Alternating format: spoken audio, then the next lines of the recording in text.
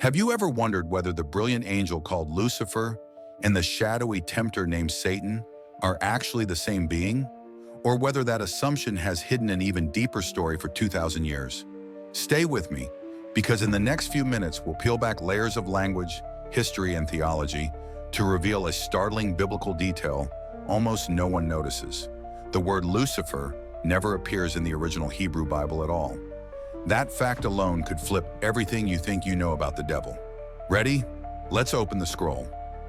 Grab your favorite beverage and settle in. Now, picture an ancient courtroom scene in the book of Job. The heavenly council gathers, and among them stands Satan, literally the accuser, questioning human loyalty. No horns, no pitchfork, just a prosecuting attorney on God's payroll. Fast forward several centuries to the prophet Isaiah, who mocks the arrogance of the Babylonian king by calling him Helel ben Shachar, Shining One, Son of Dawn. When Jerome translates the Hebrew into Latin, he chooses the poetic word Lucifer, light bearer, the same term Romans used for the planet Venus at sunrise. Two completely different moments, two different Hebrew words, two unrelated roles. Yet over time, popular imagination glued them together. Here's the kicker. In the entire Hebrew canon, Satan is never a proper name. It is a job description, meaning adversary or accuser. David even calls one of his human enemies a Satan. Conversely, Helel appears only once, in Isaiah 14:12, and it refers to a human tyrant whose downfall will be as dramatic as the morning star disappearing in daylight. There is no fallen angel in sight. These textual facts matter because they prove the Bible itself never equates Lucifer with Satan. That link is a later interpretive move, not a revealed truth. So why did the fusion happen? Because readers after the exile, influenced by Persian dualism and Second Temple literature like 1 Enoch, began searching the prophets for hints of cosmic rebellion. By the time of the Church Fathers, Isaiah's taunt song sounded like a cryptic memory of an angel's catastrophic pride. Origen, Tertullian, and later Augustine connected the dots. Lucifer was the angel's pre-fall name, Satan his post-fall identity. That theological upgrade traveled through medieval sermons, Renaissance art, and eventually Paradise Lost, until the distinction between two words collapsed in the popular mind. The confusion was now complete. To appreciate how language shapes belief, we need to zoom in on the original vocab. The Hebrew root eshetien simply means oppose. When the angel of the Lord blocks Balaam's donkey in Numbers 22, the text says the angel stood as a Satan against him. In Zechariah 3, the Satan stands at Joshua's right hand, accusing him before the Lord. Yet God rebukes the Satan and forgives Joshua, proving that the role is subordinate, not rival. Only in the Greek Septuagint does Hosannas start looking like a proper noun. And even then, the Book of Wisdom still speaks of the devil as the force of death, not a person. Now shift to Latin. Jerome's Vulgate translates Halel with Lucifer, a word already used in 2 Peter 1:19 to describe Christ as the morning star.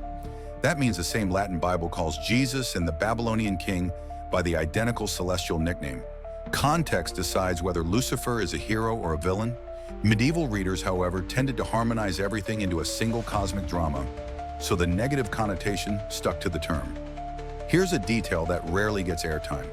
The Dead Sea Scrolls contain a fragment, they're 4Q286, where the Prince of Darkness is called Belial, not Satan or Lucifer. This shows that Second Temple Judaism had multiple names for evil powers, and none was yet dominant. That diversity undercuts the idea that the Bible presents one clear arch-enemy from Genesis to Revelation. Reflect on this. If the linguistic streams had never merged, if Greek, Latin, and English translators had chosen different renderings, our mental image of the devil might look completely different today. Language is not just a window on Scripture, it is the brush that paints our theology. Words quietly sculpt our beliefs. What would you say if I told you that one marginal note in a 4th century commentary helped create the devil we picture today? When Origen speculated that Isaiah's morning star described the fall of an angel, he lit the fuse. Later, Pope Gregory the Great's homilies on Ezekiel 28 reinforced the storyline. The glorious cherub who walked among fiery stones became Satan after exalting himself. By the Middle Ages, cathedral windows showed a beautiful winged figure tumbling headlong into darkness, captioned Lucifer qui postea diabolus. Translation: Lucifer, who afterwards became the devil. The merger was complete. Before we go deeper, take a quick moment to hit that red subscribe button and ring the bell. Here on the Faithful Scribe, we unearth hidden gems from Scripture every single day, and you don't want to miss what's coming next. Back to the story. Thomas Aquinas argued that Lucifer's primary sin was pride, the queen of vices, while Dante's Inferno froze him waist-deep in ice at the center of hell. Art and literature hammered the identity so firmly that even modern Bible translators sometimes slip Lucifer into footnotes of Isaiah 14. Yet the official Catholic liturgy still calls Christ Lucifer Matutinus in the Easter Vigil, proving the word's meaning was never inherently evil. Pause and ponder. If the Church Fathers had read Isaiah strictly in its historical context, would we have a single villain or two distinct figures? Let me know your take in the comments. Does the merger enrich Christian symbolism, or does it muddy the waters of biblical accuracy? One more surprising tidbit: the 1917 Catholic Code of Canon Law actually forbade naming children Lucifer, while the name Satan never needed banning. No one wanted it. Cultural perception, once set, governs real-world choices forever. Fast forward to the 21st century, and the names have become intellectual property.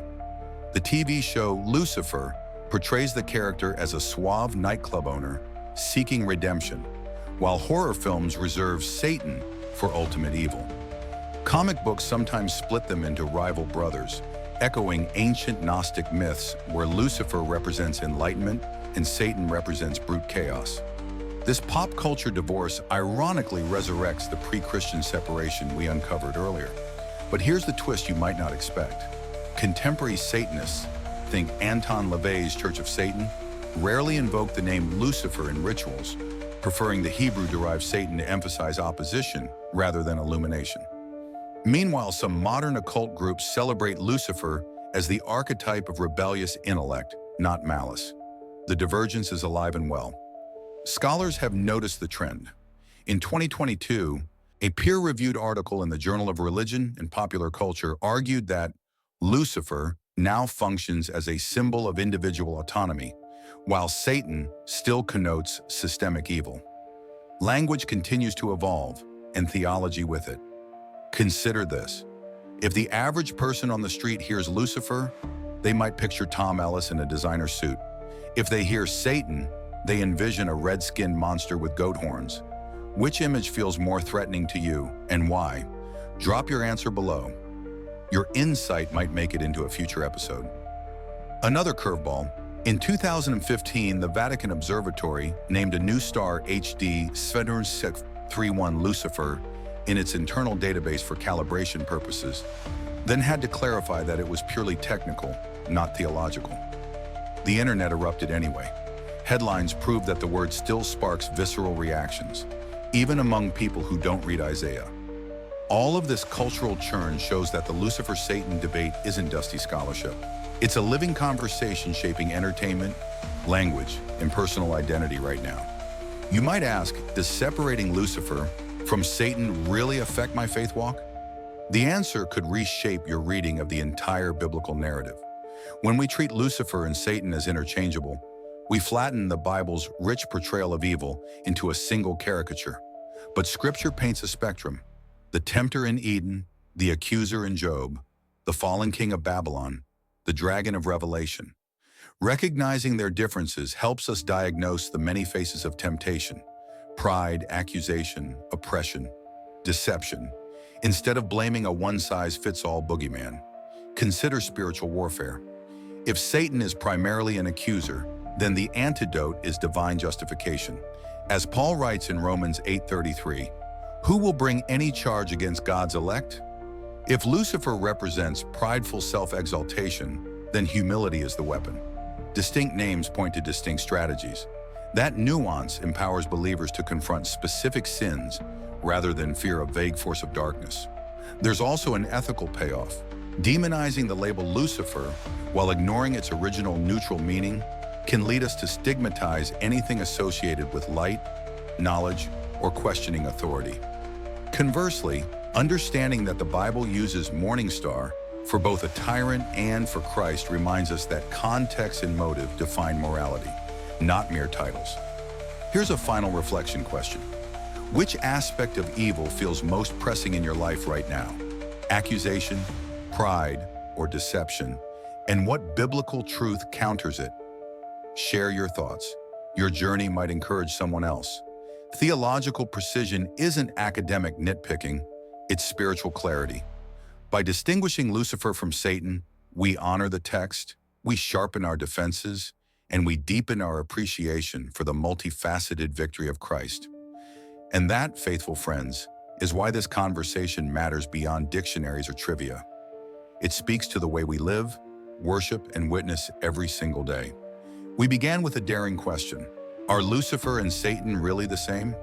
Along the journey, we discovered an overlooked Hebrew insult, a Latin translation that took on a life of its own, and a chain reaction of theology, art, and pop culture that fused two separate ideas into one fearsome icon. We learned that the biblical Satan starts as an accuser in God's courtroom, while Lucifer is a poetic taunt aimed at an arrogant king. Their union was not written in stone tablets, it was forged in the crucible of interpretation. Why does this matter? Because stories shape souls. When we see evil only as a single monstrous face, we risk ignoring the subtle ways it infiltrates our hearts. By naming the nuances, accusation, pride, oppression, we expose each tactic to the light of truth. That clarity does not weaken the seriousness of sin, it equips us to fight smarter. If this exploration sparked new insight, share the video with a friend who loves digging deeper. And if you're hungry for more hidden gems from Scripture, remember, the Faithful Scribe uploads daily. Until next time, keep seeking, keep questioning, and may the true morning star guide your path with joy.